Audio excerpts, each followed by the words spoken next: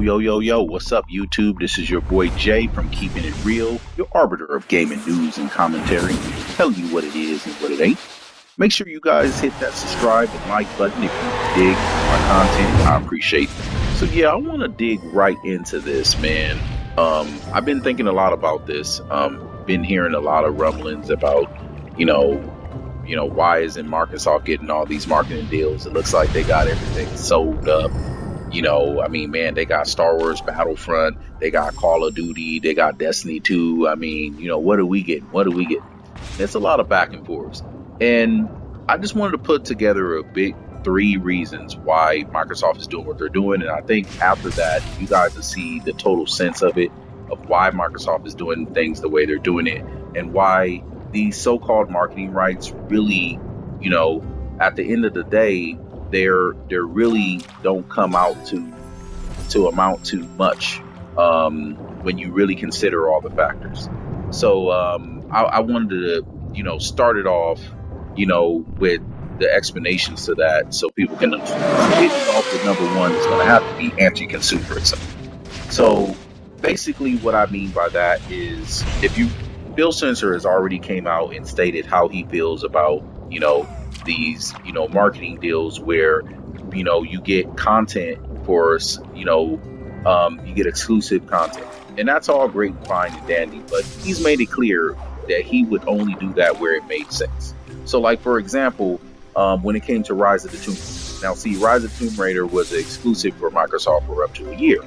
However, that was because they actually worked on the development of Rise of the Tomb Raider. Rise of the Tomb Raider wouldn't have came out if it wasn't for Microsoft working with the development of Rise of the Tomb Raider. And that's what made sense about it, that they would have that content be exclusive to them for a year. But that was only because they actually made that game happen.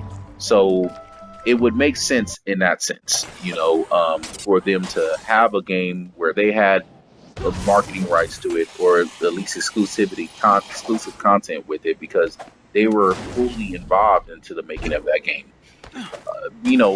But where it doesn't make sense is where you're just simply making an anti-consumer move where you're a third party. You're just simply buying the rights to it.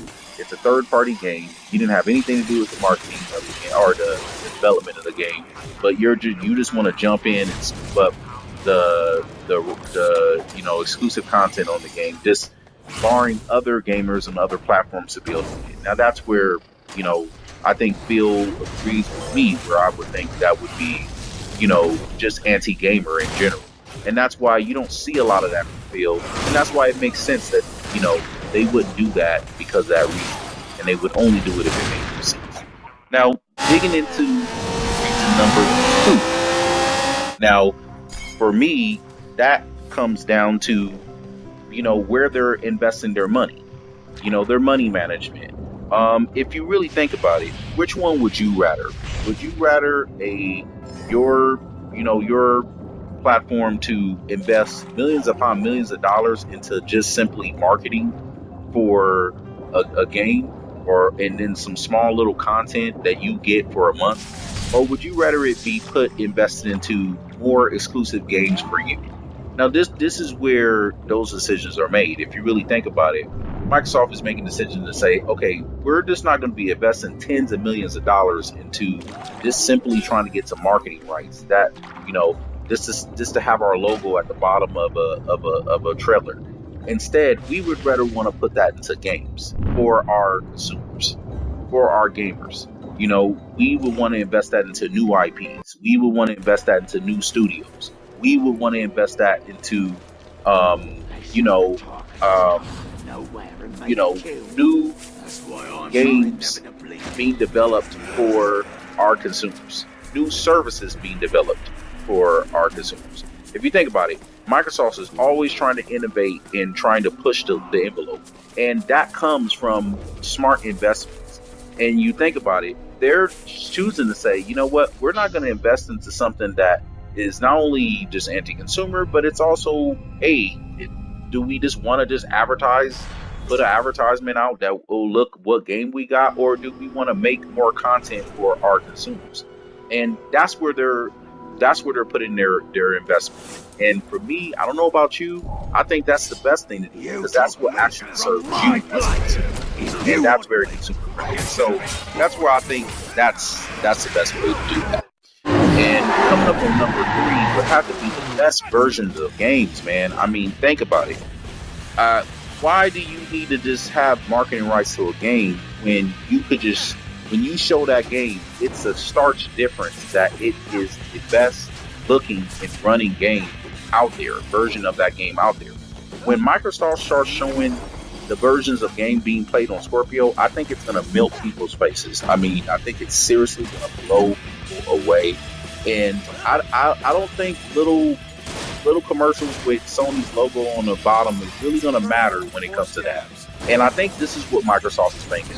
I think they realize that, you know what, the best advertisement you can possibly have is a game running on native 4K with native 4K with 4K textures and on ultra settings at 60 frames per second. I think that's the best advertisement that you could possibly. And it looks like Microsoft has picked up on that, and that's what they're banking on. They're banking on performance. They're banking on, you know, your eye seeing the difference because it is so crisply clear that you can't help but to not notice it. And I think that's a smart strategy, man. I think at the end of the day, that's gonna win out. It's gonna be interesting to see what happens because Sony does have a lot of marketing deals, and looks like, you know, they're out of desperation. They're trying to get anything they can get their hands on. But I think at the end of the day, quality is gonna matter. You know, and at the end of the day, it's gonna be about where you put your investments and what you invest in. I think Microsoft has a smart strategy on what they're doing when it comes to investment, where they're putting their money, and what they're using it for.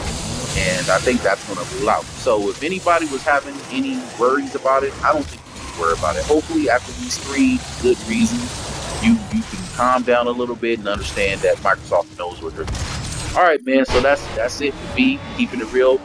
Y'all be good, man. I'm gone.